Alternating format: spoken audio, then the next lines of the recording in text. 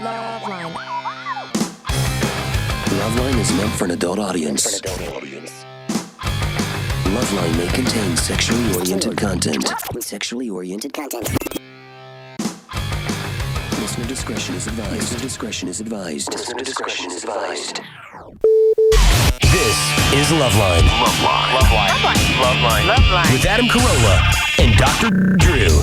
Hey everybody, it's LoveLine. I'm Adam. That's Dr. Drew. Phone number 1-800-LOVE-191. Dr. Drew, board-certified physician, addiction medicine specialist. Tonight, thanks for making that noise, Drew, from Fox's Point Pleasant, Elisabeth Harnois is here. Hello, Elizabeth. Hi. Smart. Elizabeth is smart. I can tell that. Well-mannered, smart. Thanked us for being here tonight. That nice? Amen. Thanks for having me, she said. Yeah. That's nice. Is that rare? It's never happened before. Really? Rare. No, we usually, No, we get English bands that are drunk and on a different time zone, and they don't even look up when you walk in. Well, Questions are going to my pecker. That's right. Now you're going to be fine, Elizabeth. And Drew is already slid into ass kiss mode. Get up on your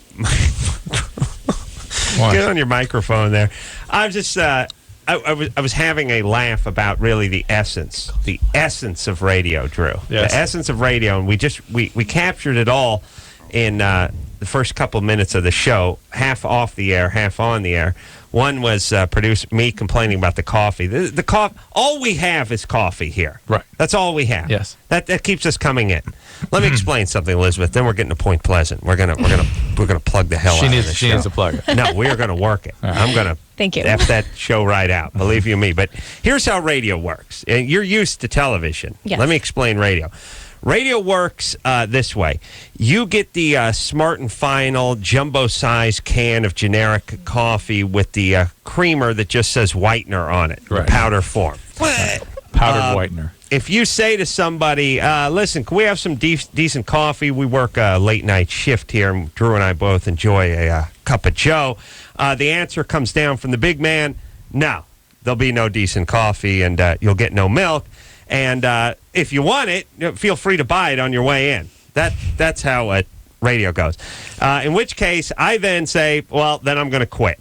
So you have to go get some coffee. And now it's a big battle over $9 a year worth of coffee and milk. And eventually I win because I throw a tantrum. Right. Now the coffee maker's on the fritz. The thing comes through like somebody drank a pot of coffee and then whizzed into my mug. It's basically what it tastes like. Lauren has been on the guy for some weeks now to fix it. And guess what, Drew? Not fixed. Not fixed. Not shocking. fixed. But the other thing that reminded me of that is almost every single night when we have a guest, about 10 seconds in the show, I hear Engineer Anderson yell, turn the guest up. Now, here's the beauty of radio. That will go on for infinity. There'll be no connection tomorrow night with the guest and turning it up than there will be tonight, and the same with the coffee thing. I don't yell. I That's just say turn her up. Turn her up. Yeah, it's very casual, except for everyone always jumps whenever you do it because you're loud in our cans. But thanks, Anderson. There's the very essence of radio. And in other fields, like if you worked in any other field, you would be fired. But here's the thing about radio. They don't pay anybody, so you can't really fire anybody. It's all volunteers. It's like firing people in radio. It's like you firing a windmill at a golf course, at a miniature golf course, or it's like trying to fire the wind. Right. It doesn't exist. Can't do it. How can you do it? How can you fire someone you don't pay? That's it. So there you go. That's radio. Don't pay anyone, but when they don't fix anything, you can't fire them. All right. Let's talk about you, baby doll. Yeah. And you're still here. And you're still having fun. Oh, yeah. Seems Just got to like get it. some good coffee over here. Yeah, well. So, Drew's a big fan of Point Pleasant, by the way. Thank you. And his wife, Huge fan. who is, we call her the star maker. I told you. She picks them. Yeah. She picks them. I hope she's right. Look at this. Right. Look at look. What? Drew He's brought got the a camera. fancy digital camera. I mean, no, just a camera. She sent this out with me. How weird is that? Your wife said, take the camera, take a picture of Elizabeth. Yes. And then what? I don't know what she wants to do with it. We'll find out. You're going to be in the picture? Yeah, you better watch out. We'll find out later. But No, she's a huge fan of Point Pleasant, which is Fox Thursday nights, 9 o'clock. And Drew, a big fan as well, yeah? yeah, I've actually been watching it with her. It's good. Drew was excited Thank you. Elisabeth was going to be on the show, I think, last week, but some kind of shooting schedule or something came up. Drew was crestfallen, by the way. Ruined my week. Devastated. My month. Devastated. It was a couple weeks ago, and Yeah, I've been trying. You have to know that I was excited to come on the show, so every time that it almost worked and then didn't, I felt really bad too. Well, Drew is not recovered until just now. But he's positively giddy. And then when he found out that you went to a nerdy college, he's now through the roof. He's over the moon because Drew's hobbies, his only hobby I know him to have is college. No. He's like Bill Cosby with those sweatshirts. Yeah. Except for he doesn't actually get anything from the college because that would cost money. But he likes to think about it. That's free.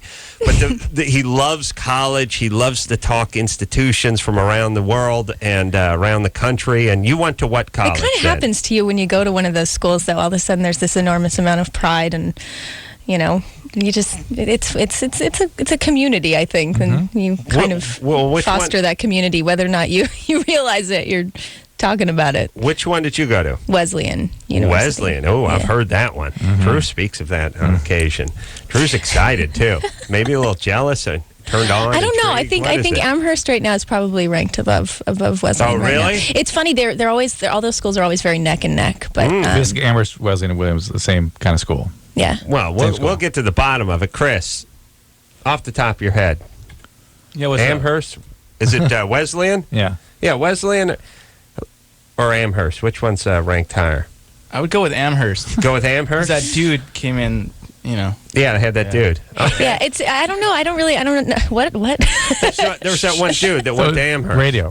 All right.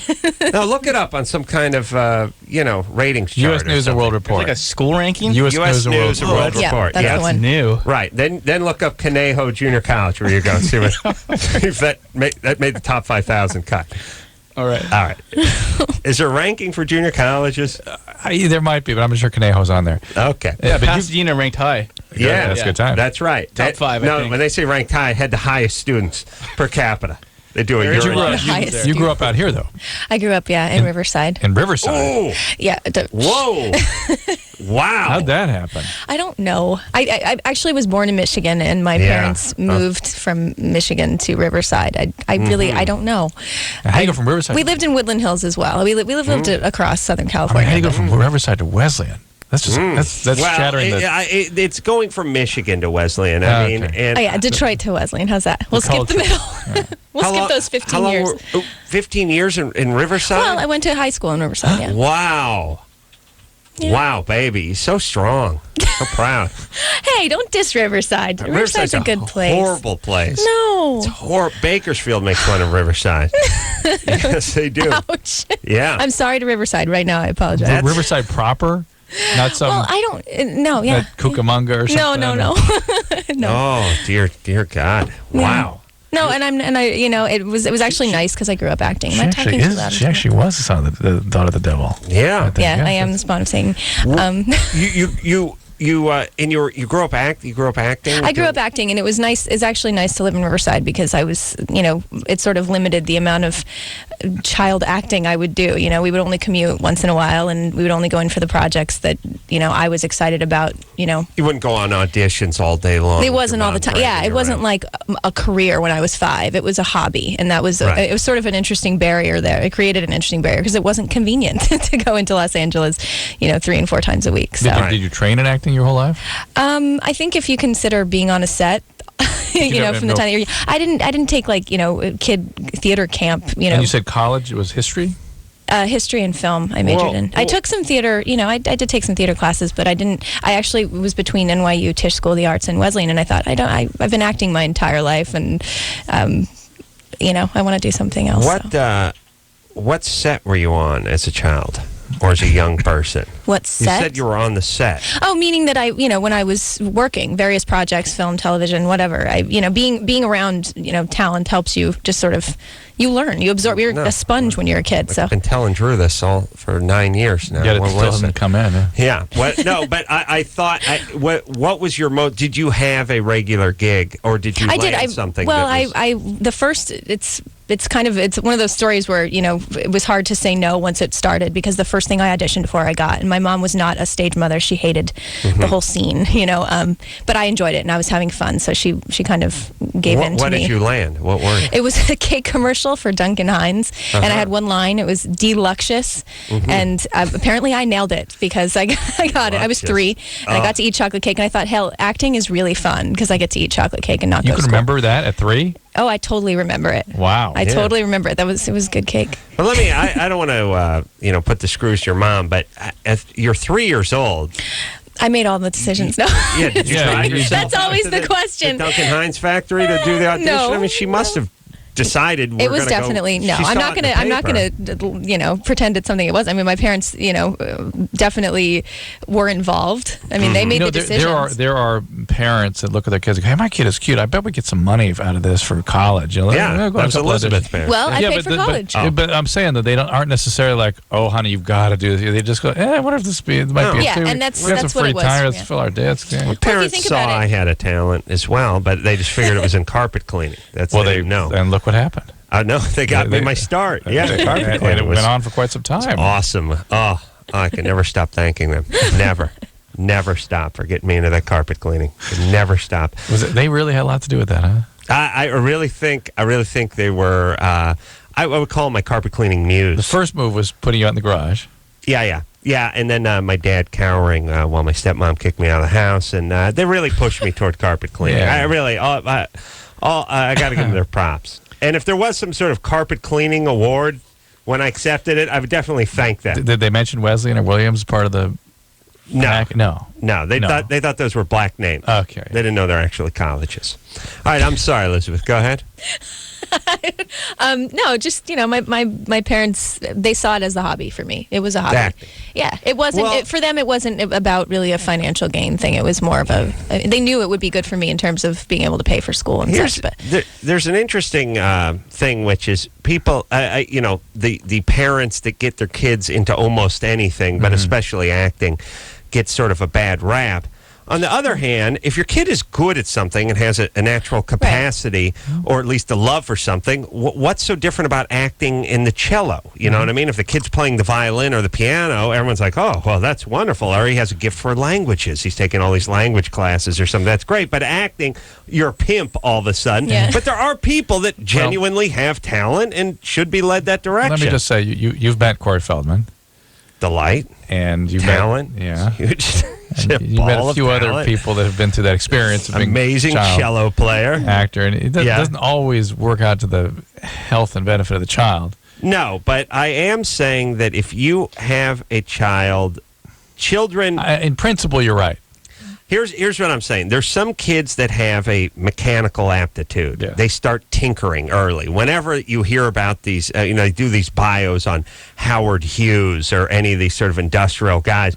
Oh, he was 3 and he was taking his bike apart and welding a motor to it and blah, blah, blah, blah, blah. If you have a kid who's going down that path, you should get him some tools and let him do it. Okay. And by the same token, if you have a kid who likes to dress up and sing, why don't you put him in the choir or take him to acting class? Right, agreed. All right. yeah, that was me. Right. All right. And Elizabeth's a great actress. Seriously. And it worked out. She's normal. She's got her head screwed on straight. Something's wrong. I'm sure she goes home and freaks on her boyfriend. It's a crap out of her pet, but they're both listening right now, so. I'm getting to the pet, too. You want to give your pet a command and see if it works over the radio? That's Satan or what? Yeah. Well, you have a dog? Yes. And you have a boyfriend, too. Yes. All right, he's not good enough for you. I tell you that right now. Yes, he is. No, he's not. beyond good enough. Oh, he's got you brainwashed. Interesting. Smart. That's It's flattering. like Manson, this guy. All right, here's my point. Is your boyfriend with your pet right now? No, I think she's probably at home. He's with some friends listening right now. All right. Be nice. I was going to conduct an experiment where we actually saw if my dog obeyed. Yeah. Command the dog through the stereo speakers. She's very, very okay. Here's an example. I do ADR at least once a week for the show. That's voiceover work for you kids at home. Yeah, when we have sound during dialogue, we have to record it again later in post. But Rosie's sitting in the studio where the technician is, and I'm in another room. That's your and dog for the kids that are listening at Yes. home? What kind of dog? All right. Rosie. She's a mutt. She's Chihuahua, Pekingese, and Beagle, or something. wow. She doesn't look like a Chihuahua. She's a normal sized dog. Okay. But if I call her name over she freaks out. She's Right. and she knows, and I can tell her to sit, and she'll kind of. It's the voice of God to her because she can't locate the source. Doesn't know the where it's coming source. from, It's kind of right. fun actually to play that game with her. I was giving this some thought yesterday with the dog. Like this sort of, you have sort of the you have Paris Hilton, and now you have it's very trendy. Everyone's got a lap dog. She's not a lap dog. These days. No, your dog's not a lap dog, but I'm just saying.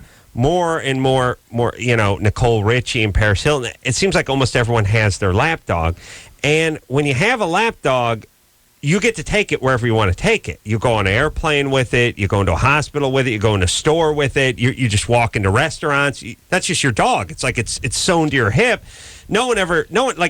I've never seen Paris Hilton walk anywhere or on any shows or anything, and everyone go, whoa, Stop it. no, Cut it out. See, dog? Yeah. No dogs.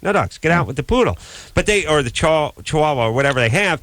But then I start thinking, I got a dog and I can't bring it anywhere. I can't just go walking into a Macy's He with weighs my 95 dog. pounds. Well, that's my point.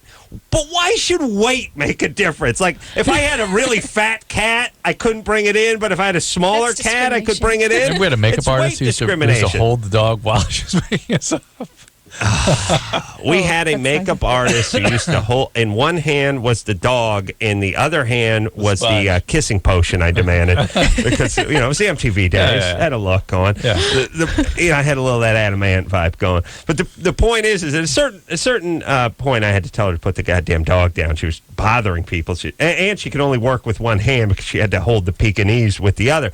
But here's all I'm saying: either you can bring a dog on a plane or you can't. Either you can bring a dog in a theater or you can't. You can bring a dog in a market or you can't. You can bring it, size shouldn't matter. Why does Paris Hilton's crappy Chihuahua get to go everywhere and my crappy fat lab doesn't get to go with me? And then I just realized, if you can carry it, you can bring it. So if I take this fat lab of mine, which now, carry it. my dog's now funny because its head is the size of a baseball, but the rest of its body's massive. It's awesome. Gained a lot of weight. Put a lot of weight on, and it's so funny that when it lays on its side, its paws don't even really come together; they just stick out. Oh, that's awesome. No, it looks like someone knocked over a sawhorse. Right. Just A sausage with legs. If you just took a pinata, knocked it on its side, it just laid there on its side. That's why my dog doesn't look like it's laying down. It looks like it tipped over. Looks like someone's got a forklift, get it back on its feet. But if I would just carry this dog everywhere, it would be awesome. And that would be it. I'm carrying it. It's a lap dog. What are you gonna do? I don't care. It's 80 pounds. It's going on my lap.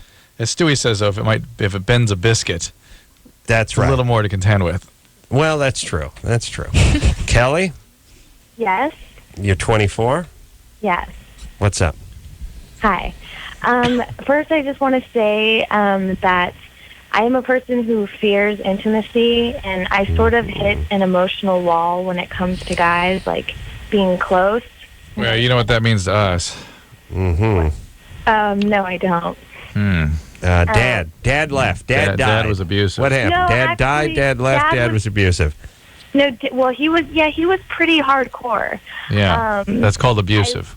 Yes, and I was adopted. I did spend like the first 7 years with my mother, and then I was adopted. Wait, whoa. Hang on a That's second. devastating. Yeah, you were with your biological mother for 7 years and then adopted? Yes. And you never knew your biological father? No, I did. I very much had my biological father and his brother and his wife adopted me. So I was adopted within the family. So I grew up with my dad. So I had Where'd your mom go? My mom was nutty, and so she moved to San Francisco. But I did used to see her and come and visit, and I had connections. So you had a horrible mom who abandoned you and then an abusive, difficult father. Exactly. Yeah, why would you have trouble with intimacy? I don't understand. Yeah, get over it, girl, and move on. Well, Yeah, of course, so I Kelly. moved My God. here. You got to pick yourself up by your own bootstraps, and you got to walk No, it. here's the way it goes. You got to choose to be You closer gotta to choose people. to be closer to people and put one foot in front of the other. Yeah, no, Kelly, it's impossible. Those mechanisms don't develop with that kind of abuse and abandonment. If you ain't I moving moved- forward, you're going backward, or you're standing I moved still, here or moving 3 forward years slowly, ago. or just kind of To live with- creeping backwards. I moved here 3 years ago. What? Move Yeah. where? I moved here 3 years ago to live with my mother. Oh, only smart. to find out that she came out that she was a lesbian. And Yeah. I sort of panicked a little bit and thought, oh my God, am I? Even though I have always fantasized about men, I fantasized about my wedding day and stuff like that. I've had a couple attractions to women and I've kissed them, but I've never All right, fantasized Kelly, about- quiet down. Here's what's going on. Your mom's a nutcase.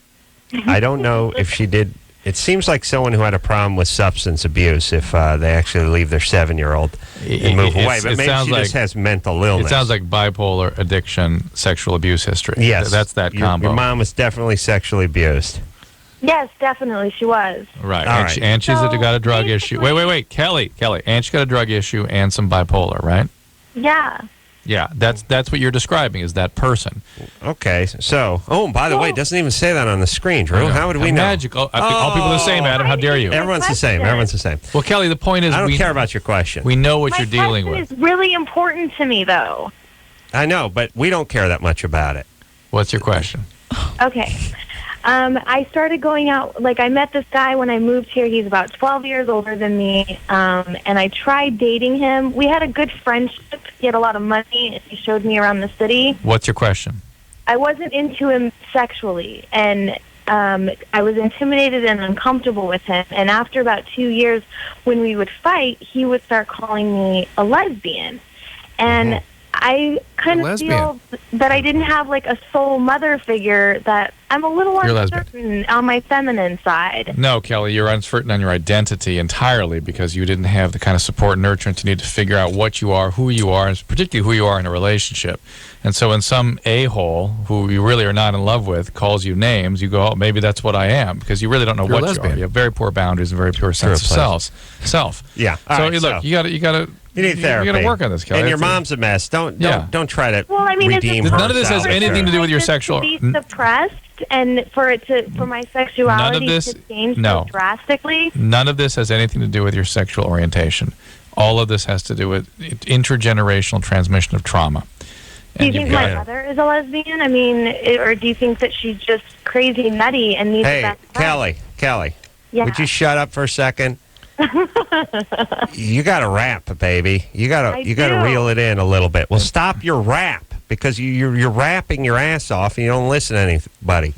Okay. Your family's an abortion. It's a disaster, and your mom is the spearhead of that abortion and disaster. All right. Don't worry about her. She in the if this was an insurance case, she would be totaled out.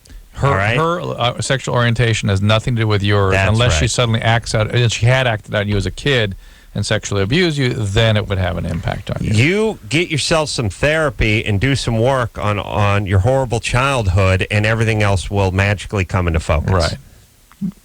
Thank you. Elizabeth, yes? D'accord. Yeah. French for I agree. No, Drew just dropped the load in his short. He loves French. He loves everything. Oh, college. Hey, I am still looking for my television program, women who've had difficulty with sexual performance problems from medication. Now, no, Chris is going to be on the show, don't worry. Mhm. And birth control pills. All right. You ready? Yeah. Keep on. And let me just explain something. We got to take a break. But everyone says, you don't answer the question. Let the person answer the question.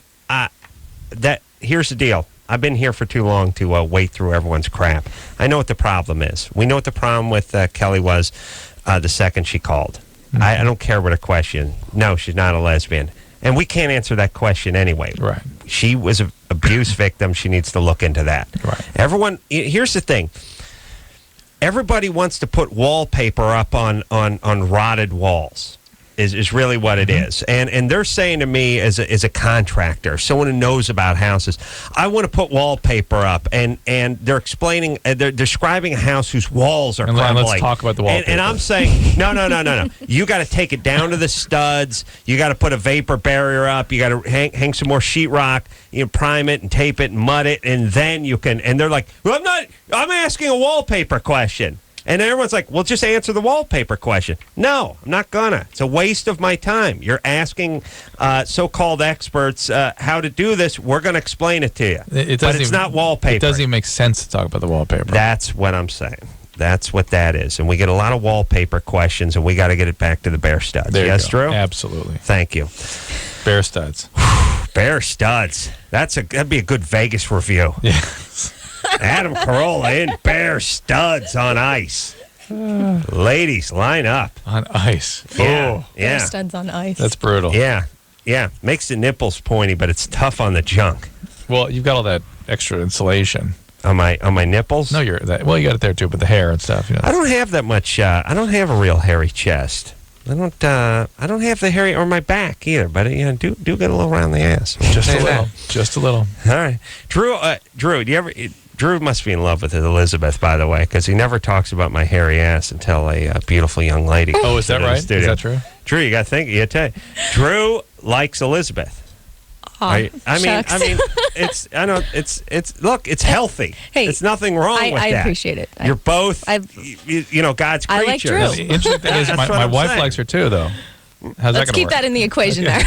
Your wife would bring Elisabeth into the bedroom. Oh, yes. Oh, yes. That's why she wants the picture. Yeah. No, and then kick Drew's ass right out. That's what I'm saying. Could happen. Elisabeth Harnois is here tonight. She is from Point Pleasant, Thursday nights, 9 o'clock on Fox. We'll take a quick break. Be right back after this. 1-800-LOVE-191. LoveLine will be right back. LoveLine is brought to you by Advance Auto Parts. We're ready in advance. Hey, everybody, it's LoveLine, man. That's Dr. Drew. Phone number 1-800-LOVE-191. Elisabeth Harnois here tonight. I was calling her Harnois, which is much more attractive sounding than Harnois. That's the way it looks when you look at it. But this is the French pronunciation? Yeah, that's the French pronunciation. So is Harnois... Just to add to the snobbery of... Yes, very upper crust. Here's a good Wesleyan, Arnois. I'm just trying to keep a theme evening. Riverside. Wow. How oxymoronic. Yeah. I don't know. It's called overcompensation, Drew. It must be. Yeah, I went to junior college, but I learned that word early.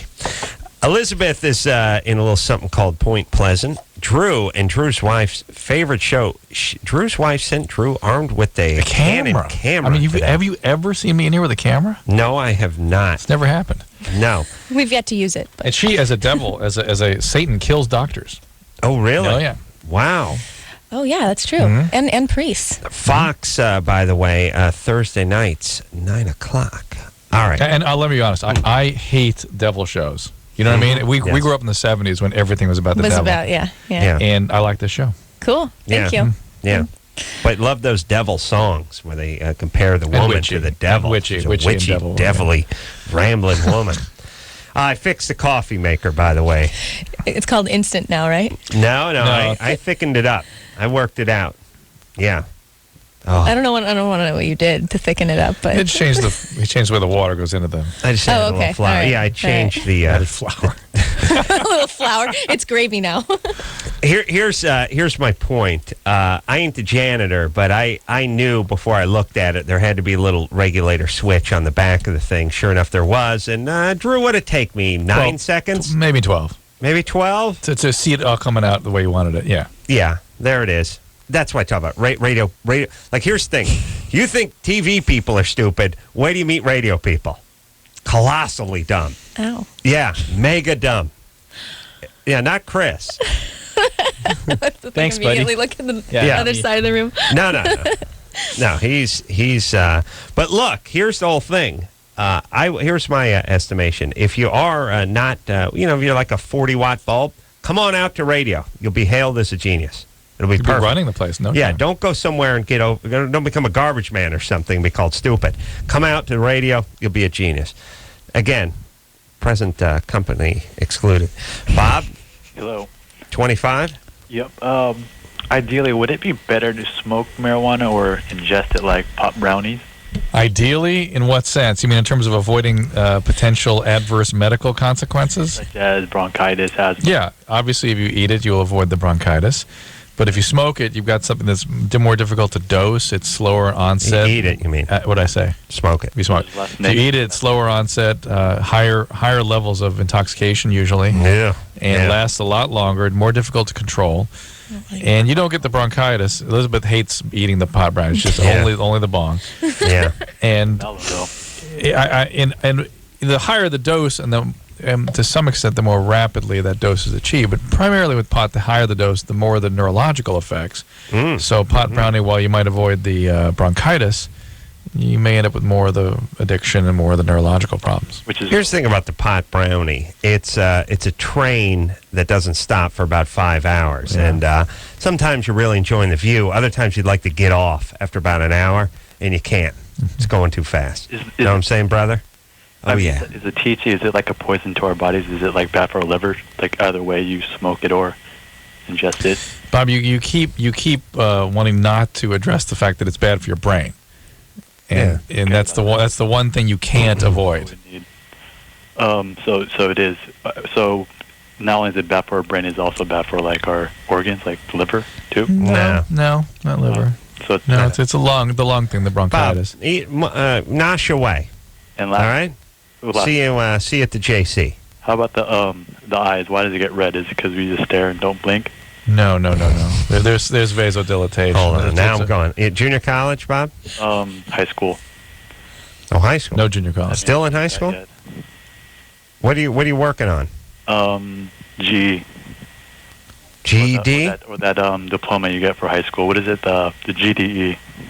I don't even know the abbreviation for it. Were you in jail or something for a while? What was that? Bob's BS. I know. Were you in jail or something for a while? It's the GED, though. Can you please point that out? Criminal. Not a criminal.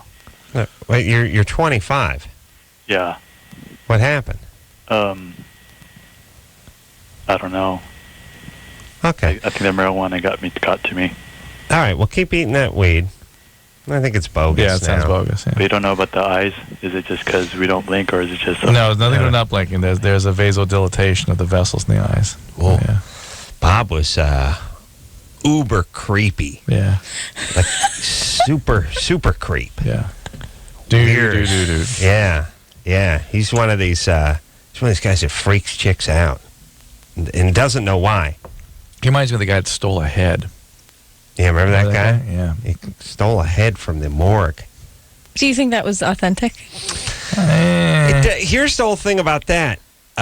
You guys can tell pretty quickly. It could have been both. It could have been a super creepy guy making a bogus phone call. Yeah, well, clearly creepy, but whether it was an actual story. Oh, yeah. Nicole? Hello, me? You're 18? Yeah. Yeah. Hi. Okay, wow, I can't believe I'm talking to you guys. I listen to you every night. You're my favorite. Thanks. I have a friend. Well, he was my boyfriend for a long time, but we're still, like, pretty good friends, and he's coming home from college for spring break. And my prediction is that he's probably going to want to have sex, and I will too, but I don't know how. If I need a little more information. Were you guys sexually active when you were boyfriend, girlfriend? Yeah. Why did you break up? Because he went off to college. Is he have another girlfriend out there? He says no, but then I think he has a girl that he has sex with a lot, and so. All right. And has he put you on notice? He's coming out here and expecting to be sexual with you? No, I just kind of expect it. Is it something you want to do? Kind of, but then also at the same time I don't, because... All right. Mm-hmm. What is your question then? My question is, I don't... should I? I mean, like, do you think it's Hold on a second. Do we have any kind of screening process on this show? Phone screener Brian, we have not had a call from a chick with big cans in like 9 years on this godforsaken show.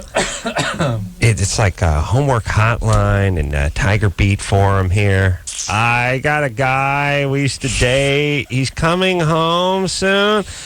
I kind of want to have sex with him, but kind of not, too. So my question is, should I kind of have sex with him or not kind of have sex with him? Is he having sex with someone else? He says he's not, but I think maybe, who cares? You're 18. He's your old boyfriend. You want to get with him? Get with him. We need some calls. Yes. No big jugs. Nothing. What? Phone screener Brian, are you allergic to big cans? Is that what it is? We used to get big can calls on this show. We never get them anymore. I will do my best to conjure them up out of thin air. Please summon them. What's the question about them?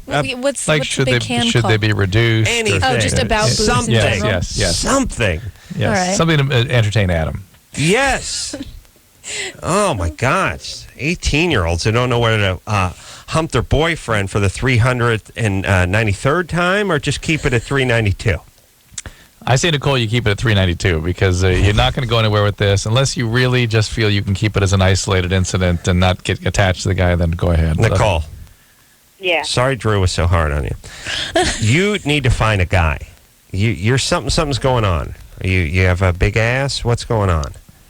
Something's going on with you. I don't have a big ass. All right. Why don't you find yourself a nice guy in the city that you live in and have a relationship? I don't know. I guess I could. Yeah, do that. I think there'll be more. I think you haven't gotten over this guy yet. The guy that's coming home. No, because he dumped you. Yeah. And No. He took off. him going to Yeah, college. he took off, but he did. Yeah. Okay. No, Yeah. he broke up with you. He's done. Where's he in college? Cal Poly. Look, here's the thing. You're not terribly far apart. Here's what I'm saying. Drew, you're 18, 19 And you're year old really guy. into the girl. You're really head over. You got Elizabeth over and here. she's going to Wesley and whatever. You'd figure out a way to do it. You're building a monorail to her dorm room. Right. I would build one of those slides that they would use on Wild Wild West. Yes. With those cables with the pulley on it. Yes. Sliding. That's how you know it was sex time. You'd be like watching TV. You're in the distance. Uh-oh.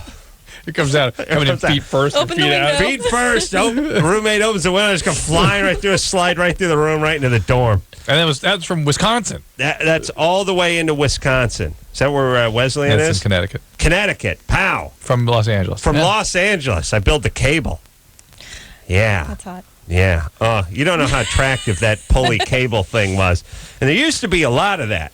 Well, James West did it all the time. Yeah, but anytime a guy got trapped on a roof, it was like, how do I get off the roof? And then he would take his tie or take a strap, his belt. MacGyver. He'd throw it around a phone wire or something. There's magically some wire going from the roof down the ground. Throw the belt around the thing. And here's the other thing about TV shows and movies.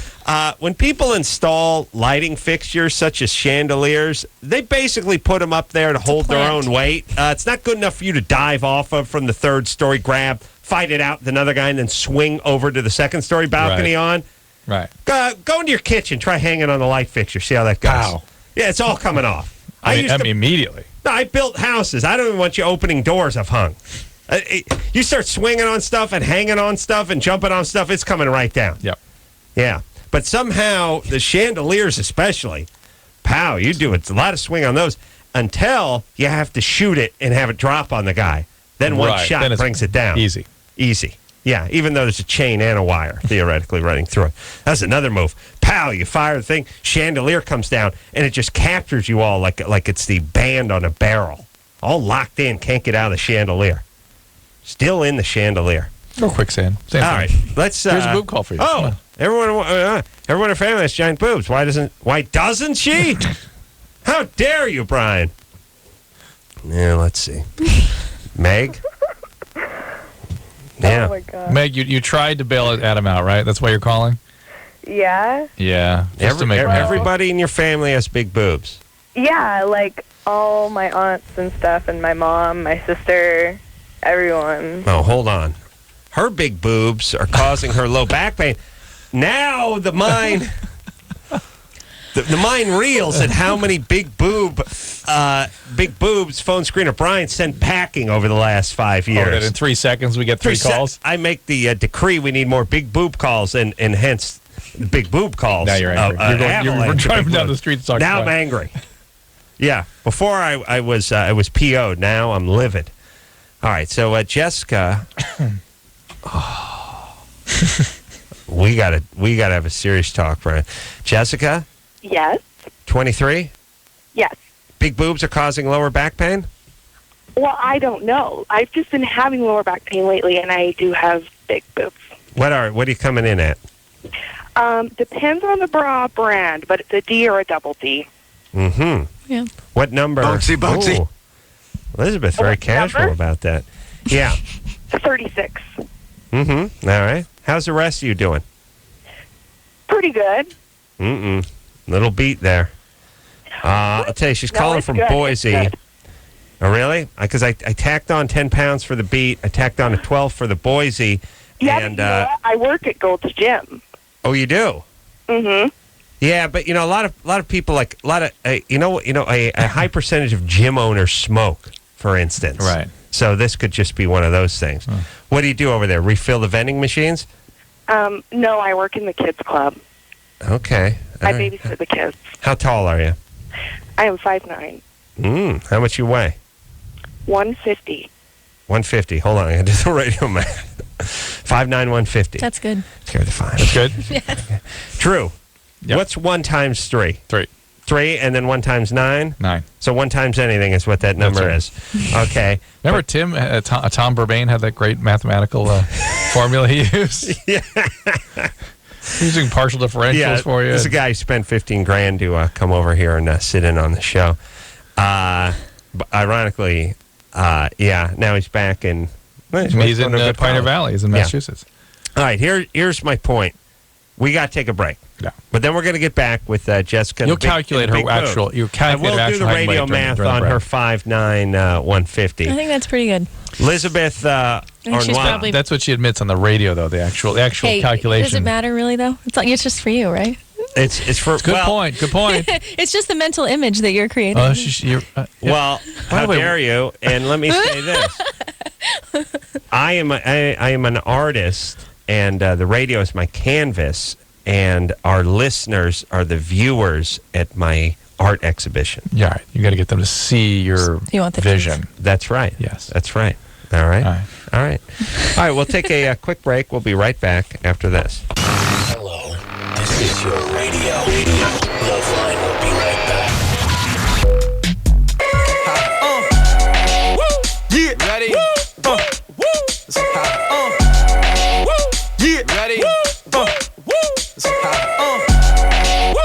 Yeah. Ready? Yeah. Ready?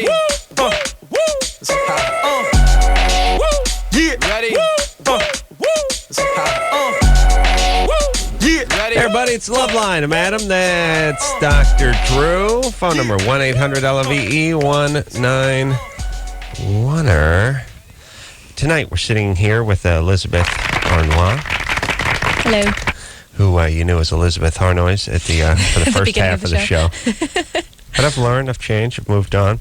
You can find her on Point Pleasant on Fox Thursday nights, 9 o'clock. Drew and his old lady sit back and rub one out every week to this show. Rub one out. They love this show. Drew's such a fan, he brought his camera in. Yeah. And look, if you would have come in here complaining about the Jews and spitting tobacco, Drew still would have been enamored. But now with the French last name and the Wesleyan College, Drew is over the moon. Can't get enough. Yeah. Well, I'm into you too. Don't get me wrong. Glad. Well. Yeah. Thanks. I'm glad to be here. I love the show. It's fun. Everyone's into you. And your Everyone boyfriend, in this room, all three of us. Chris, is into you. That's right. Yeah, I'm into her. Boyfriend, not good enough for you. I've decided this. Oh, I'm sorry. Yeah. How old are you? It's unfortunate. I'm 25. Mm-hmm. How old is he? He's 34. Ooh. Maybe he's got some. Okay, no analyzing me. Too late. Done and done. And you live out here?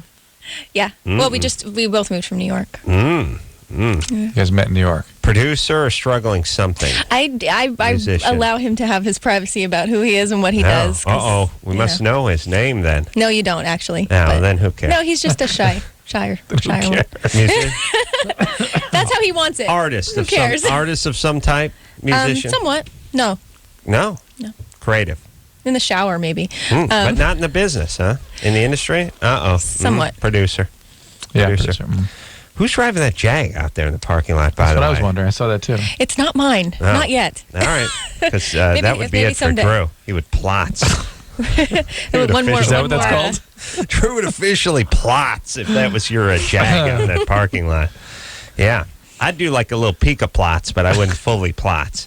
I would just crown. You haven't that much juice left from your usual daily plotsing. I've not plotted off yet today. Thank you very much. Been very busy. We got 1 minute. Let's finish with 1 Jessica. minute? Yeah. Oh, all right. Jessica. Oh, yeah, boobs. Yeah, boobs. Yeah. Jessica. Yes. All right. So 23, big jugs. You did the radio math, and the answer is? I see 5'9", 150. I have 5'8", and 13, 16. So almost 5'9". Oh, good. She was close. 161. Okay. All right. So here's the deal, Jessica. The low back pain, you work with children. Are you lifting and that sort of thing? It has to be. Yeah, it has to be. You're lifting kids, you're lifting equipment around. So, and you are somewhat overweight, which is not good for your back either way. So, Hey, you have to consider that the boobs are big. They weigh a lot. Yeah. That's good for an extra 2.5 pounds. I'm not saying she's fat or that she's obese, but she's enough that it could affect her low back kinesiology. What is the You good? think she should be around? Very in shape. I work out on a regular basis. Muscle weighs more than fat. So. That's fine. I'm not being critical. I'm just Come saying on, that Drew. what I'm saying is I'm accumulating other possibilities of why you might be having the low back pain. Mm-hmm. That typically with the breast, it's neck and shoulder pain, deep bra strap grooves, that sort of thing, curvature of the back and neck. Mm-hmm. And yes, low back can be part. Too, but the low back pain has been worse. All right, so here's the thing, Jessica. You can consult a plastic surgeon. I'm sure there are tons of them in Boise. You can't swing a cat without hitting a plastic surgeon in Boise. Yeah, one or two. My point is, first maybe see a physical therapist about dealing with the back. Why don't you talk to somebody at the gym? Yeah. And ask one of the trainer guys, give me good exercise to strengthen the lower back, and you do that one. See how it goes for a while. And, I sound like a puss, but do a lot of stretching. Yeah. Yeah, hang upside down, do all that stuff. It's really good for your back, Do all that yoga there. Yeah? Yeah. Mm-hmm. All right, we're going to take ourselves a little break. We'll be back for a nice long set after this. All right, guys, here's the deal. Dateline. You're looking to hook up, sick of wasting time with the wrong person? Dateline. One call's all you need to make. Call the Dateline. 877-889-DATE. Call the Dateline. 1-800-LOVE-191. Call LoveLine.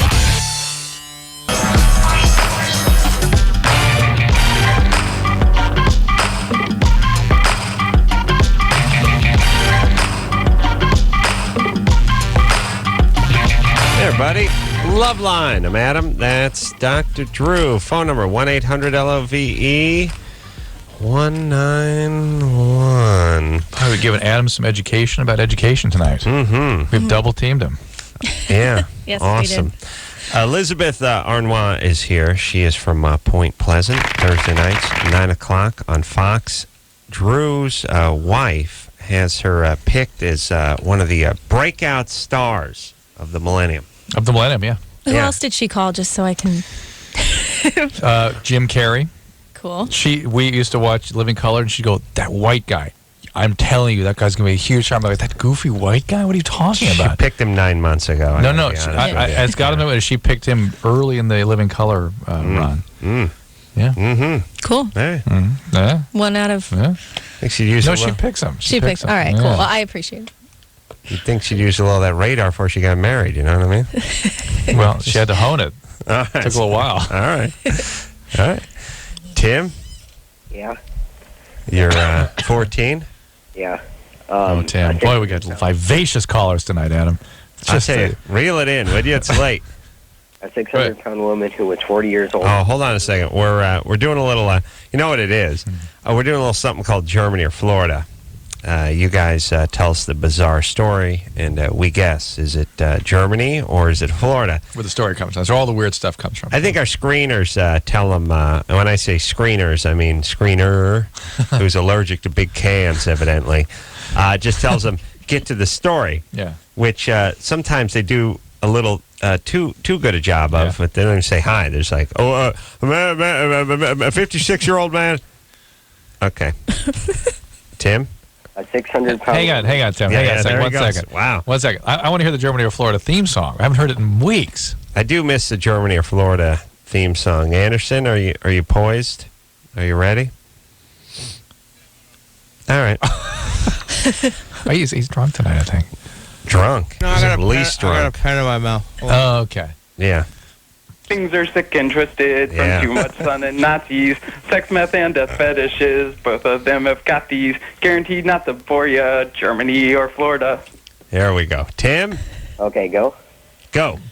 A 600-pound woman who was 40 years old and was literally stuck to her couch was having trouble breathing. Authorities estimate she'd been on the couch anywhere from 2 to 5 years. Fire and rescue crews faced what seemed to be an impossible mission. Everyone going inside had to wear protective gear. The stench was so powerful they had to blast in fresh air. They couldn't get her out the front door, and they had to cut plywood since a normal stretcher wouldn't work. An ambulance was too small, so they brought in a trailer to get her out. Using the planks, they loaded the woman on the trailer, still attached to the couch. Removing her would be too painful since her body was grafted to the fabric. After years of staying put, her skin was literally become one with the sofa, and it had to be surgically removed. She was taken to the hospital where doctors removed her from the couch, but she died in spite of all the attempts to save her life. Tragic. There are a lot of stories like that out there. I had one when I was a resident. The woman was about 500 pounds, similar. And overnight, she diuresed 100 pounds. Like fluid. We got 100 pounds of fluid off her. She was in the heart failure. When you brought her in? We brought her in. We got her off the furniture and stuff. And the furniture bores into them. The springs and things, when they have springs, bore into their body and stuff. Oh, my God. I was going to ask how that works. It's like Nightmare on Elm Street. And there's oftentimes little vermin and stuff living around. And, okay. Don't listen to Drew. He's lying. And anyway, this one woman, we had to get the special bed equipment and stuff, these special beds, because they should literally break the regular bed. But the interesting thing was we got 100 pounds of fluid off her overnight. Well, how do you get 100 pounds of fluid off her? That's the interesting question with the powerful diuretic. But I had Why do you give her a powerful? She was in diuretic? heart failure. She was in heart failure. So if someone is having heart failure, you need to get the fluid off. Yeah, you give them a diuretic because their heart is working too hard. With the fluid? As a pump, it's not working. It's over the too much burden, too much volume, too much pressure and volume in the ventricle. Is it because the blood has a higher content of fluid? Why did she get? Well, I mean, why is the pump? Because the pump starts failing, so it's not pumping enough forward and starts backing up behind. Right, but why does the extra fluid in the person cause that to do it? It causes the pump because the heart has stretch forces in it. It has the muscle fibers have to cross optimally, and if you stretch them too far apart with volume and pressure, right, the muscle can't pump it forward, and it even gets worse. So there's too much pressure around it. No, inside in the ventricle. But here's what I'm saying: the heart, the blood is passing through the heart, right? And it's optimally performing when the muscle is crossing, muscle fibers are crossing. Right. I'm asking, if you have a lot of extra fluid in you, that starts pulling that apart. Will you have extra blood in you? No. The same amount of blood. Yeah. Does a 500-pound person have 7 pints of blood just like a 110-pound person? Elizabeth is shaking her head. Drew, you better be right here. I'm sure that's not right. You got to have more, right? Yeah. You got what's called a larger volume of distribution. And does a dehydrated person have a lesser volume of blood than a person that's hydrated? You're talking about blood. Or what's circulating fluid? Yes, there's less circulating fluid. Okay. There may be not necessarily more red blood cells. Right. Well, I just mean if you drain somebody of blood that was dehydrated, you would get less volume than if that same person was well hydrated a week later. Less volume. Yes. All right. So, all right. It's still not totally clear on the 100 pounds of fluid, although it makes sense to get it out of them. The fluid starts exuding into the rest of the body as a pump accumulates behind the pump, and the more fluid, the less the pump is able to do its thing. So more fluid accumulates. Point being, I had a 100-pound little resident or medical student with me. I'm like, hey, she diuresed you overnight. That came out of her. Yeah, Where does it go into, by the way? If it catheterized? Yeah, they're catheterized, yeah. What else do they arise? You just dump the bag regularly, and the bag just takes multiple liters of fluid. Is it all coming out the urethra? Mm-hmm. Wow. It's good times. I'll tell you, do tell. Good times. All right, so Tim says, is it Germany or Florida? So for some reason, although it sounds totally Florida, and I know that's happened in Florida, I want to say Germany. All right. Elizabeth? I say Florida. I say Florida, too, because I think I heard this story a couple weeks or months back. Tim? Sorry, Drew. It's Florida. All right. There we go. All right. Well, there you go. All right. Thanks, Mr. Instinct, they call him in high school. All right, Tim. Thanks for calling out. You'll get nothing. All right. Fantastic. So you actually start growing onto the sofa, and then they peel you off. The skin breaks down, just a mess. Here's the whole thing. They're doing all this stuff where it's like, oh, we have to make special airline seats. We have to make special stretchers and special hospital beds. Let's just go ahead and start making them. People are big. Just make everything heavy duty, make everything huge now. Because everyone's supersized? I just have this. I'm telling you, I have this feeling that it's a lot of the sweatpants and jogging suits mixed with the huge Escalade-size SUVs of just, you will grow into your environment. No, you will. We're going to fill our vehicles and clothing. Well, they tell you a goldfish will get as big as the bowl. You know what I'm saying? Well said, yes, yes. No, here's the thing. Honestly, here's the deal. Put a pair of jeans on that are a little bit snug and go out about your day. You don't want to go eat. The entire day you're thinking, boy, I got to lose 10 pounds. You're right. I got to lose 10 pounds. And when you sit down for lunch in these tightish jeans, and I do it, they're not comfortable, but the ladies demand it. So I will pack myself into some of these. Shemenda fur, usually, sometimes Zeppelin. And the point is I will pack myself in these tight jeans because, again, I'm recognizable. People expect a certain... What was the other one? Start with an F. That one? I can't say that. Let's see. There's Jordache. Jordache, yeah, that was the big one. Oh, okay. Not with an F. But there was another one. Like a Ferrari kind of thing. All right. Here's my point. Put on a pair of snug fitting jeans and go about your day. See what you eat for lunch. Then the next day, throw on some sweatpants or just some something with elastic in it and drive your lunch in an Escalade. And hop in the Escalade, and we'll see how many times you pass through the drive-thru. And I'll tell you, you see some of the brothers that are like 400 pounds, and all they do is wear the Sean John sweat outfit and drive the Escalade with the 22-inch rims. It's unlimited, the size they'll get to. Plus, they're black. They never look bad. They just get scarier. They're just impressive. Black guys that get big turn into bouncers. White dudes who get big turn into chicks. Yes, they turn into your mom's friends. Pink chicks. Yeah, it's like some friend of your mom's from the choir class. Yeah, so that's my point. My point is we're growing into our larger environments. You get into a sports car, you'll feel the seat on your ass, right and left side. Mm-hmm. And when your ass starts getting fat, you'll every mile you'll feel it. Yeah. You pack into some. That's why we didn't have. So you're telling me to go on a diet? Is that what you're saying? You got the sports car, and you're wearing the tight jeans tonight, probably just because Elizabeth's coming in. But look ladies demanded. All right, go back to the 70s, late 70s, early 80s. All the chicks wearing the spandex, the guys wearing the designer jeans, chicks wearing the tube tops. Guys, you didn't see a bunch of lardos at the disco in 1979. No, they all looked like Travolta. You had to Travolta you had to keep a tight ass, pack it into those designer jeans. Now, hop right into that sweat outfit, boom, you balloon up. Oh yeah. It's good times. Mm-hmm. And then here's what you can do. Now, if you do wear the tight jeans and you're eating, you're forced to that's humiliating undo one of the buttons, and that's when you know you got a problem. Yeah. All right? Everyone, pack yourself into some tight jeans and see how fast you lose the weight. Paul? Yes. And get yourself like a nice mini or clown car. We should all wear tight designer jeans and drive Shriners cars. Shriners. Love Heads that. hanging out of the sunroof. Beep. Yeah? Perfect. You'd never get fat. But pile into that Escalade feels like you're not big enough. Right. You get into one of these Escalades or excursions, and you're like, I got to put some weight on. I'm not filling this car out. All right. Paul? Yes. 24? Yes.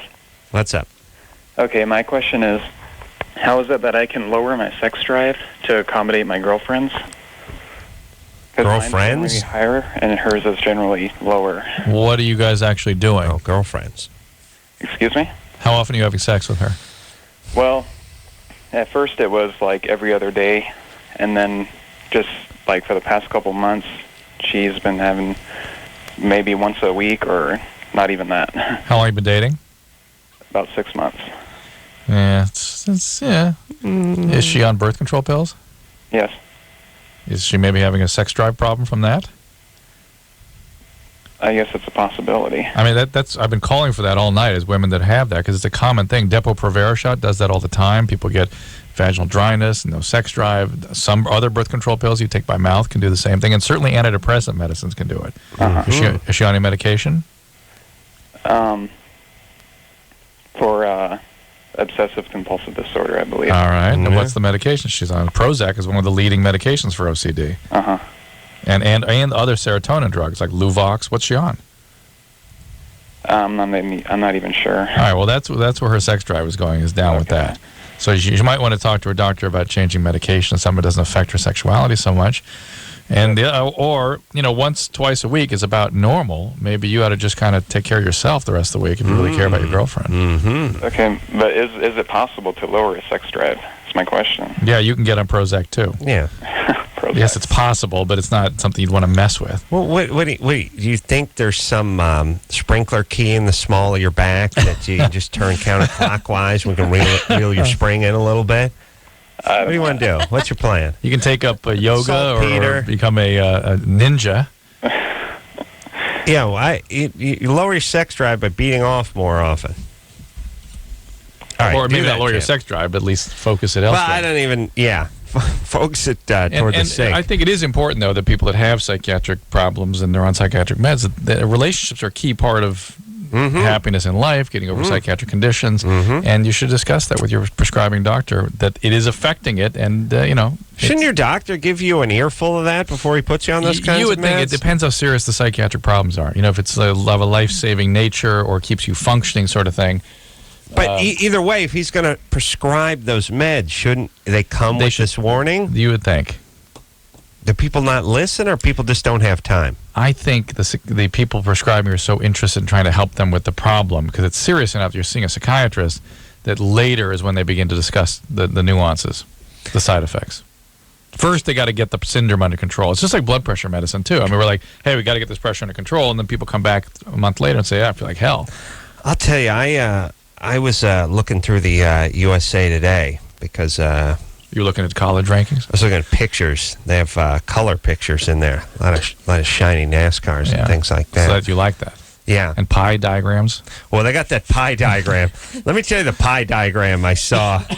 I like anything that has the word pie in it, Originally, when I said pie diagram, I said, wow, that's my... And then it turned out didn't actually involve pie. It was just sectioned off like a pie. No one ever told me that. But anyway... They, they do that snapshot in the bottom left-hand corner of the USA Today with the most inane, nonsensical BS you've ever heard in your life, and I've screened many times. Look, you got nothing. Put a picture of a missing kid. Yeah. It's like once in a while you're looking through the funnies, and let's see what's going on Family Circle. 4 frames later, oh, you had nothing. I understood. Oh, you had nothing. You have no joke. Put a missing kid in there. Look, if you got a joke, feel free to write it down. But if you don't pretend like you do. You waste everyone's time. And same thing if you have something interesting. If you have that little snapshot thing in USA Today and there's something interesting in there, by all means, print it, except for you never seem to do. Never seem to have anything interesting. They had, a couple days ago, they had people's comfort food. This was a pie diagram of percentage of people and where they get their comfort food. Not what their comfort food is, but where they get it. Here's the part I like. It's like 27% make it, and 43% buy it, and 18% have their mom make it. And then there's that 8% that don't know. Now, here's what I like. It's not that they don't know their comfort food. They don't know where they get it. You don't know where the ho-ho comes from, or you don't know where mom's pineapple cake comes from, or you don't know where it comes from. Let's see if we can get to the bottom of this. Is it in a wrapper? Did you go to the closet and retrieve it? Yeah, which would be an answer. I mean, I just like the small percentage of people, and whatever their thing is, they don't. A small percentage that doesn't know. They don't know, or they don't have an opinion, which is don't include those people. Don't even put it As on you and I know, there's so much. People are so primitive. So primitive. These are like Easter Island primitive. These but that's a lot of Americans. Stone. I know, but here's the thing: the idiots over at USA Today should know better. Yeah. I like those bills. Like, do you like this or do you like that? I like, everyone divides up, and then there's that small percentage like, I don't know, I have no opinion. I don't need to see a percentage of people that have no thoughts. How about you just do that? How about they just put NA? That's 8% right. NA. That's right. Checked out. Right. Don't know where their comfort food comes from, or don't know what it is, or don't care. But that little snapshot thing is the most colossal, inane waste of time ever. And the only thing that's amusing about it is how goddamn bad it is consistently. But again, you have nothing. Put the missing kid in there. Who's going to complain about that? Right. All right. Where were we, Drew? Line 1. What was I complaining about? What was I talking Stay about? focused. I was going to try to say something. Big cans again. Yeah. Nancy? Hello? What's up? Hey. Is this Adam? Yeah. Man, I got to ask you. I've had a couple relationships since I was like a teenager, 6-year ones, right? I'm 30 years old now. I need a hot Jewish, smart, and hates the world. Yo, Nancy. Yeah. Drop the F-bomb. Ooh.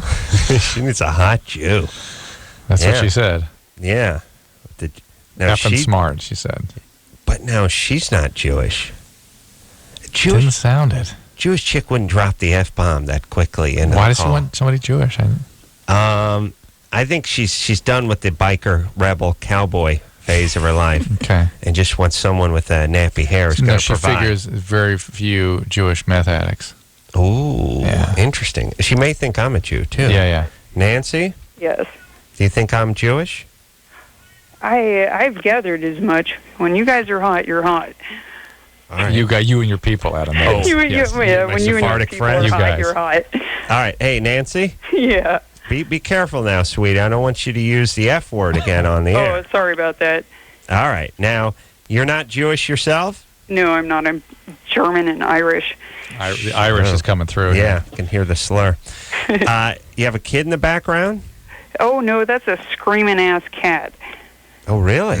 Yeah. Wow. All right. So let's see if we can size you up. You want a nice Jewish guy. That's funny and smart and hates the world. Okay, but you do understand I'm not Jewish, right? Okay, well, yeah, you'll be just fine anyway. I appreciate you making an exception because you exclusively date just to see them. Drew, how dare you? I don't know, man. I'm 30 years old. I got to narrow it down. Jewelers? Oh, yeah. I'm a cool girl. I'm a hot girl, and I've messed up a couple times and spent 12 years doing it. What's this now? What? You're a hot girl? Yeah. Yeah, I make clothes. I wear sexy-ass clothes. Hold on a second. We make a living from reading voices, yes, Drew? Yeah, and we can be fooled by certain things. We're fooled about as much as the Indian who puts his ear to the ground and says, iron horse coming track. Once in a while, that guy gets burned. Turns out it was nothing. It's an earthquake, yes. Yeah, but not too often. No. Indian ever wrong in a movie? No. Let me ask you this scenario, Drew. Has an Indian ever been spooked in the movie and nothing happened? No. It's like, what's happening with Squanto? Something evil this way come. Turns out nothing. The next day, everyone's fine. Ever? No, never. Let me ask you this. Percentage of Indians that are wrong in movies versus Indians that may be wrong in real life. Ooh. Oh, there's a big disparity. That's a pie diagram there. That's a chasm right there. Let's see that in USA Today. Yeah, never wrong in a movie. Real life, make a couple of mistakes. But with Nancy, it wasn't just the sound of the voice, which already troubled us, but the I'm hot because I wear and make my own sex clothes. Yeah, because when the chick busts out the bedazzler and puts her initials in the denim stonewash jacket, I'm in. I don't care what she looks like. She has the boobs, though, she said.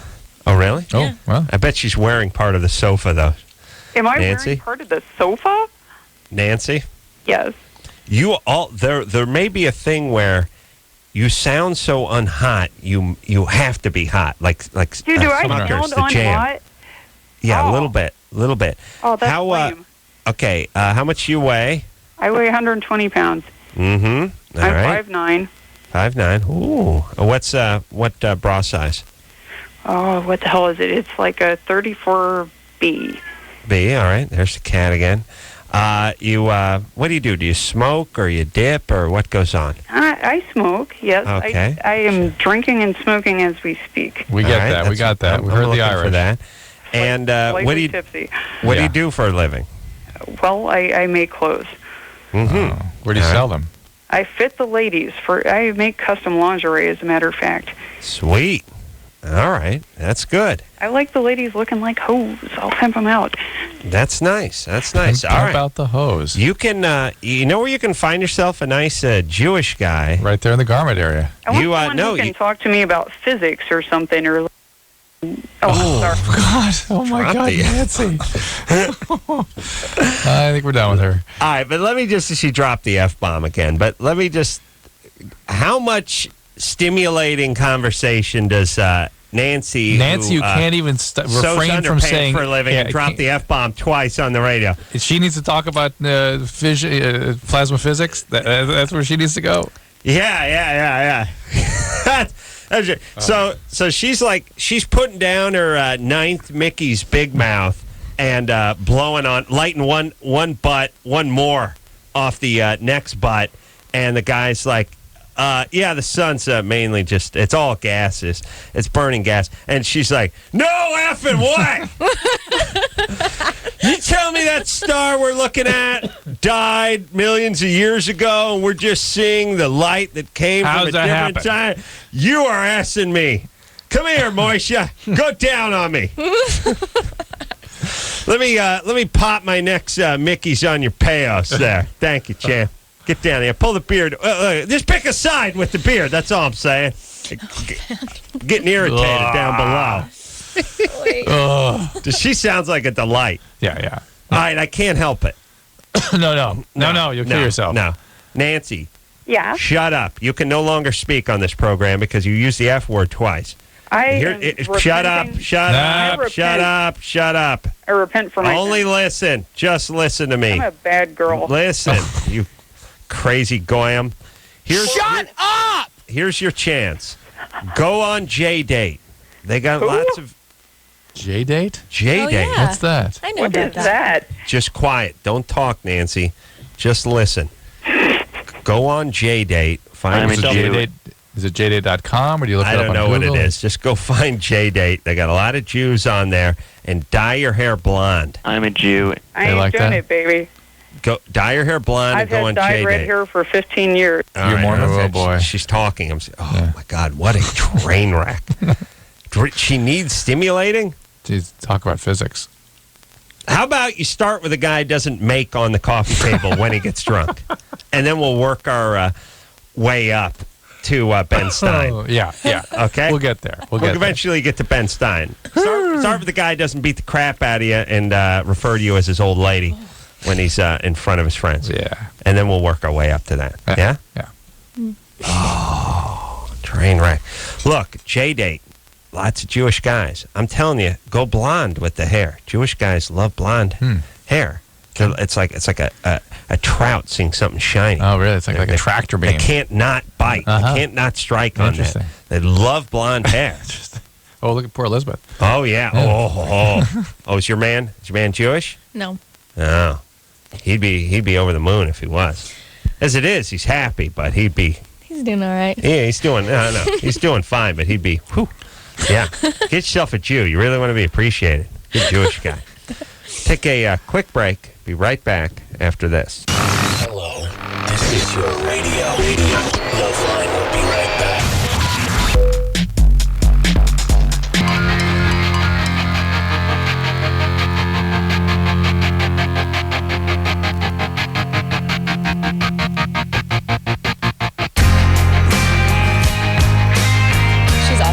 Yeah, everybody, it's LoveLine. That's what I'm talking about. Gotta get it on. Got to. Woo! No choice but to get on. This close dropping trow. Nancy almost made you do that. I'll drop trow.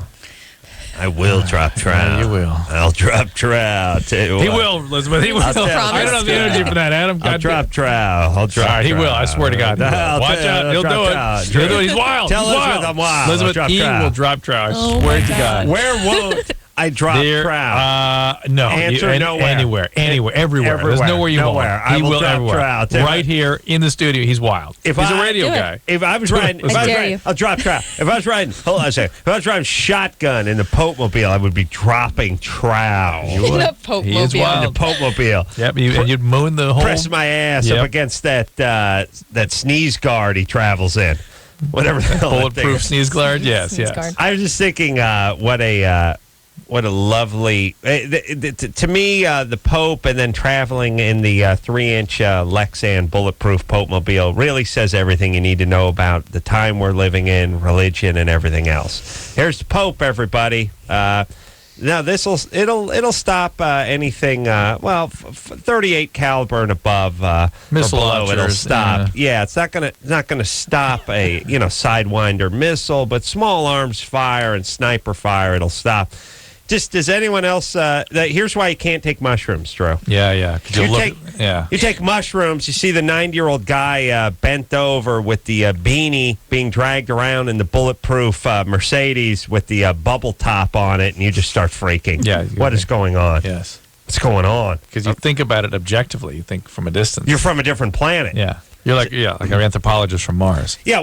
Here's the beauty of drugs and mushrooms, for that matter, especially. I'll tell you. We'll get high in the parking lot after the show. I'll show you my. I wonder world. if Asperger's kids, like some of the people we know on radio, have been described as feeling like they're anthropologists from Mars. I wonder if it feels like you're on mushrooms a lot of the time. Well, here's Is that what it is? It's like a removal from what you're seeing and sort of mushrooms. Yeah. Yeah, that's what the experience is. It's Drew doesn't know. You know what it is? It's that everything cool is like extremely novel. Novelty that the amygdalas are firing off. Right. And that's a novelty experience. Yeah. But it's also it's hallucinogenic. So you're clearly. You're also distorting reality and things, but this novelty experience is the thing that most hallucinogenics, what's enjoyable in hallucinogenics. Everything's like, oh my God, right. My hand, I've never noticed that before. Almost everything's for the first new, time. right, novel. Yeah, because you have to go through life with things sort of shut down. Otherwise, screening out. Yeah, otherwise there'll be the bells going off in your head every step of the way. Everything you see, everything you do, everything will seem bizarre and ritualistic. And why do we do this? And why do women paint their nails red? What is that? Red bloody claws? Like, how does that work? Everything cosmetic seems bizarre. Yeah. Well, paint your face and then put a spear through your nose. Yeah, and then anything piercing seems weird. And then all the crazy, bizarre laws that we have about you pick a topic like gambling. Yeah, we see lottery commercials. Oh, did you win the lottery, by the way? I don't know, but you can't bet on football. Everything just seems bizarre. But that doesn't seem that different than other drug experiences. I mean, I'm trying to figure out like what makes most drugs do activate that same system. No. Here, I hate to disagree, but here's the thing. Well, I mean, I obviously not from only the point of references that I have, but what I mean is when you get she's done everything except mushrooms, right? So she can't That's not what I'm saying. She's chasing a dragon right now. Yeah, of course. She's shot up in the bathroom. I know. I saw the ring. Adam, frequent trips to the bathroom. Here's the thing. I got to talk to her later. When you get high on coke, you don't really sit around and think about why humans behave the way they behave. You just have plans about how you're going to get your piece of the pie. It's less analytical. But marijuana is an amygdala again. And by pot and hallucinogens all activate the amygdala. Marijuana makes you sort of enjoy the novel stuff, but it doesn't make you break it down and take it apart. You get high on mushrooms, you dissect. Yeah. What the hell are we doing?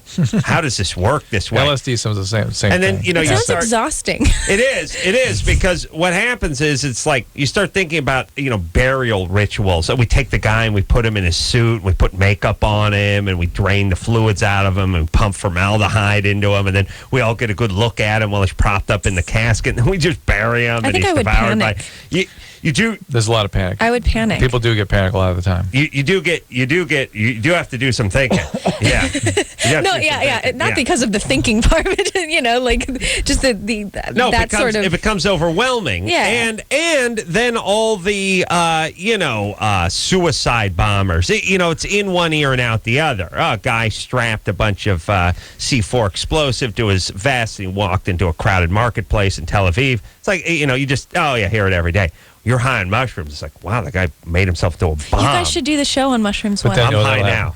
Okay. You're doing really well. Every night. Thank you. But it's also because then you start thinking, well, I wonder what that would look like, and then you start picturing it, and then you go insane. And that's when it's bad. Yeah. It's weird, but everything's novel and everything's strange and everything's new. So what's the best? Not that I want advice here, but what's the best environment or situation in which to do mushrooms? Very calm.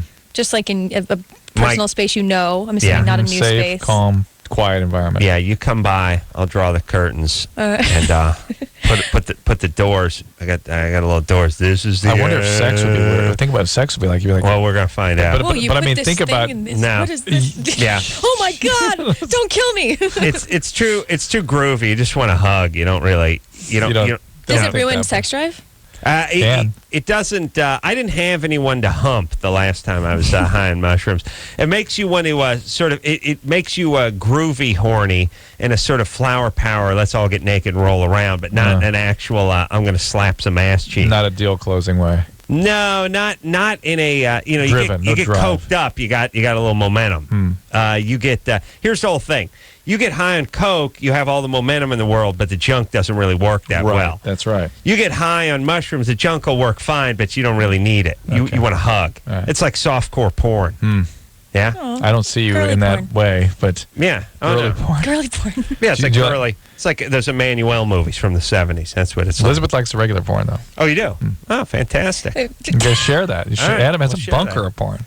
Yeah. Bunker. Awesome. I got a bunker. Let me show you my world and my bunker. Awesome. How are you going to get her in? It only scans your palm and your face. Yeah. I have a pass system I can't really discuss over the air, but I have a way to get in there. Yeah. Yeah. I use mirrors to deflect the laser beams. Oh, nice. Yeah. All right, you ready? Yeah. Yeah. Mushrooms. Freak out. Freak out.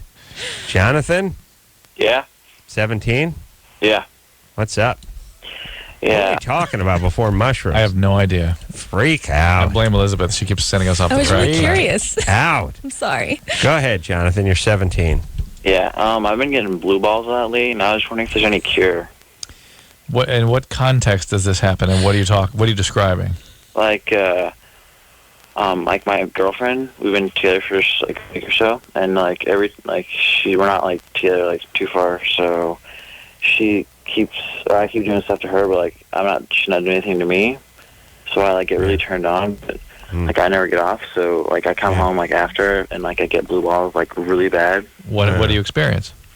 Just pain, I have to lay down, I just can't sit down or stand up. Yeah. How come? Why don't you just beat off and go to bed? Well, does that fix it? Yes, that does.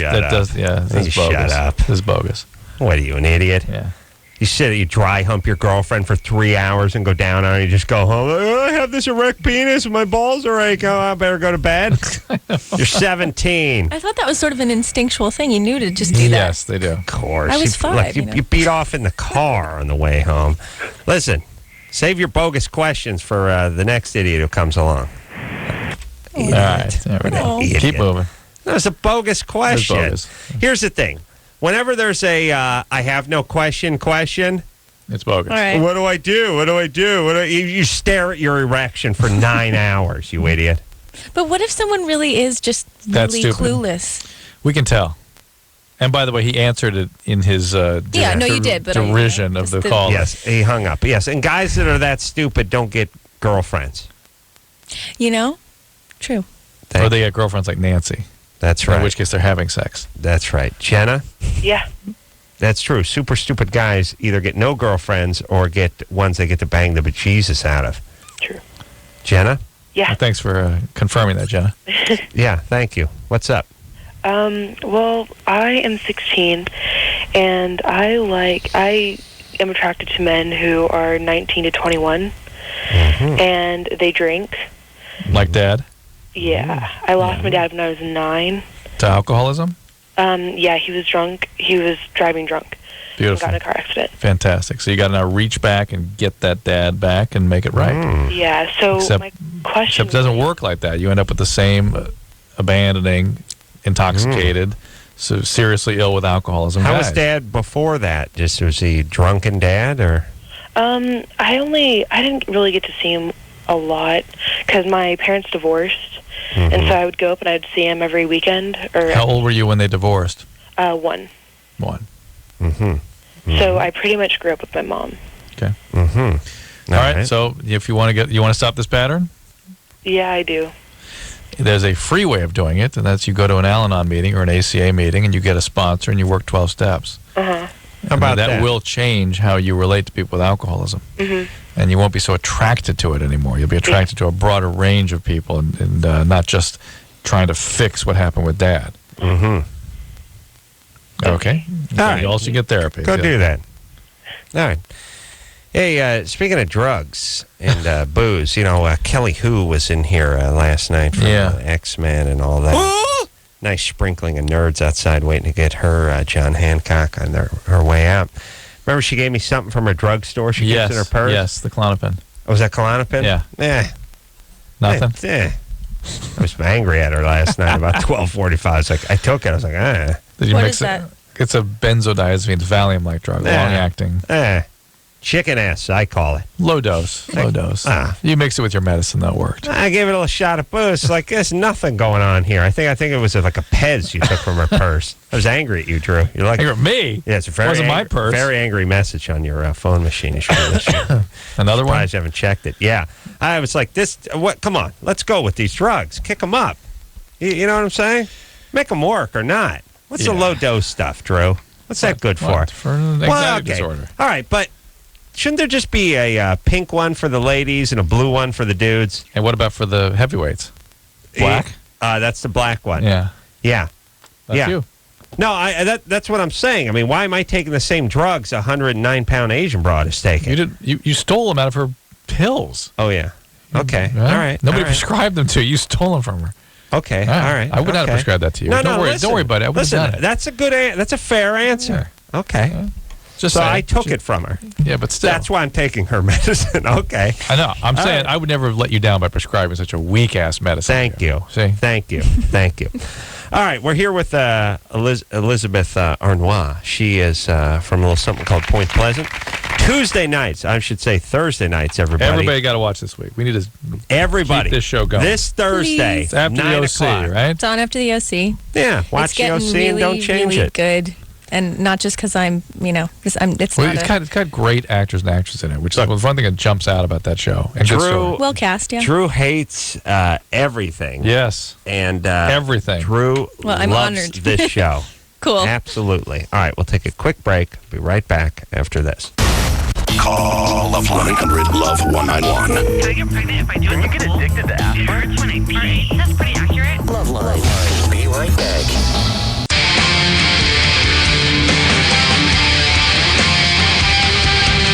Hey, everybody, LoveLine. Man, that's Dr. Drew. Elisabeth Harnois here tonight. She is, that's French for don't cancel us.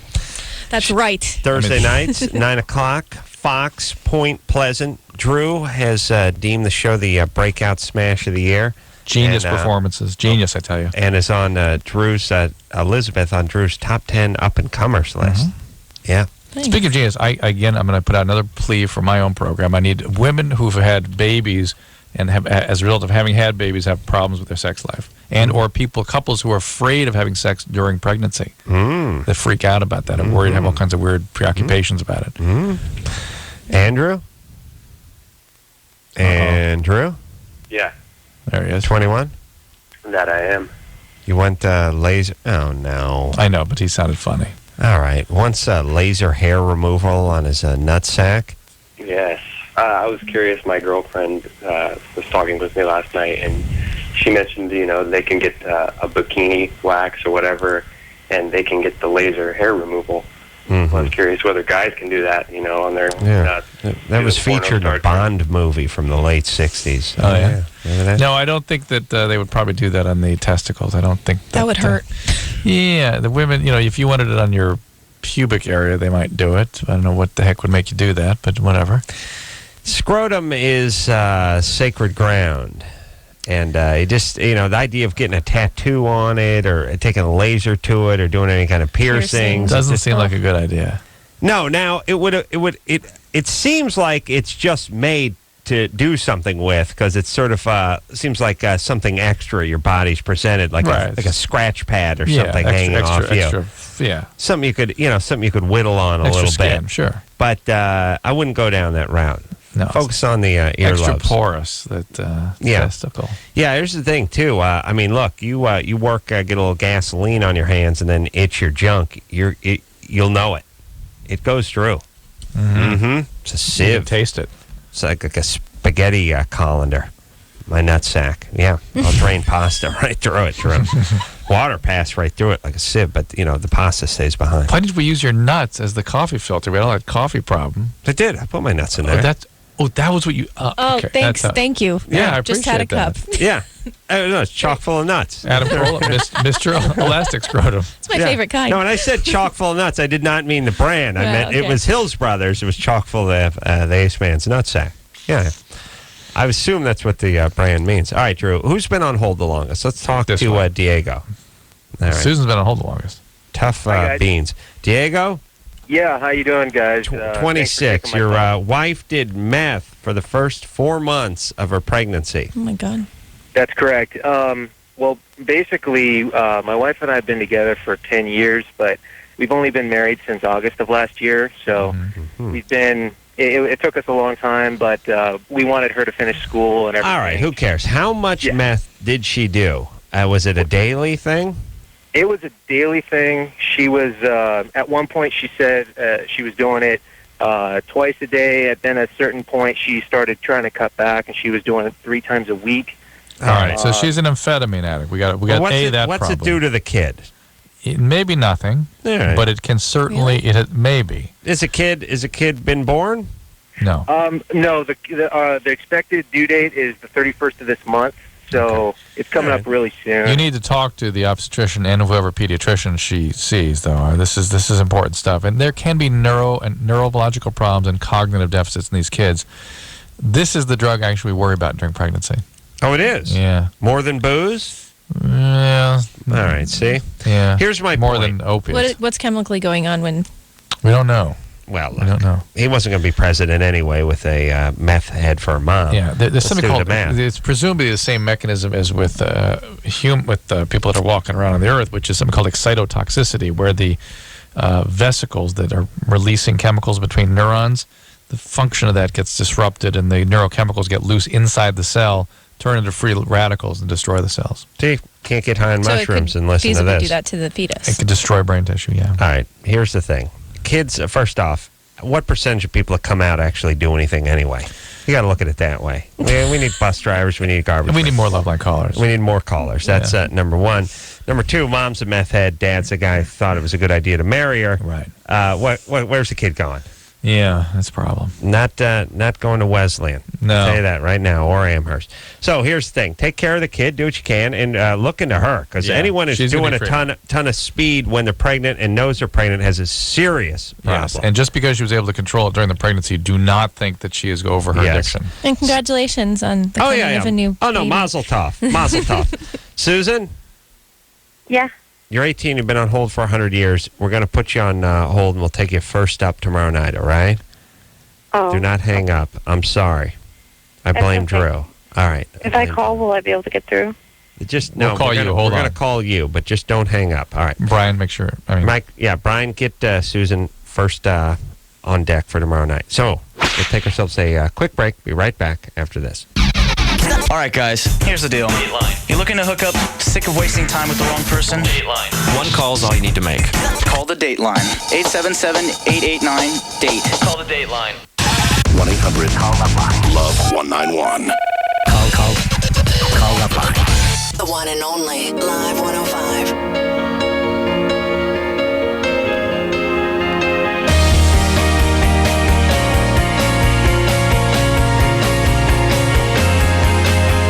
Hey, everybody. It's LoveLine. That's the show. show. Elizabeth, God bless you for coming in. Thanks everybody, for everybody. Point Pleasant. I'm telling you, this is a good show. You want to know what Drew's watching? You want to know? You watch this Point Pleasant. I'll be watching it with you. Fox, and it will be. It'll be a communal experience. You get close enough to the set, you can see Drew's wife cracking the whip on it. That's right. Anderson, always poised with that. You want a theme to Germany or Florida, that's 10 minutes away, but you make a pee-whipping joke. Wow. Pow. All right, Thursday nights, 9 o'clock. You're a dick to a lot of people on the air. God bless you, Elizabeth. Thank you. All right. What the hell was that? I think that was an Anderson drop. Was that a drop? Or was that you, live Anderson? Or is that you? No, I was doing a drop of myself. Oh, awesome. Live. Awesome. A drop. Talk about art imitating life. Yes. Anderson putting a drop in of Anderson. All right. So, until next time, I'm Adam Carolla for Dr. Drew saying mahalo. Yeah, the sun's mainly just, it's all gases. It's burning gas. And she's like, no effing way! This has been LoveLine. The opinions expressed on this show are not necessarily those of the staff, management, sponsors, or this station. The producer for LoveLine is Annie Gold. LoveLine is a presentation of Westwood One Entertainment.